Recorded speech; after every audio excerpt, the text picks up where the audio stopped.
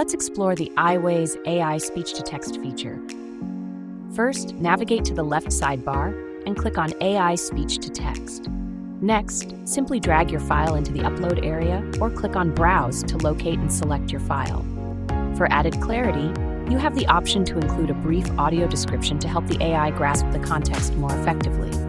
Moving further, decide how you'd like the language to be identified. You can either let the AI auto-detect the language or make a manual selection according to your needs. Proceed by choosing your task type. If you wish to organize your transcripts better, you can select or create a workbook to save your resulting transcription for easy access and management. With everything set, click on the Transcribe button to initiate the process. The AI will begin analyzing the audio file and will soon provide a comprehensive English transcription. Once completed, you'll be able to review the transcription for accuracy or download it for your records and further use.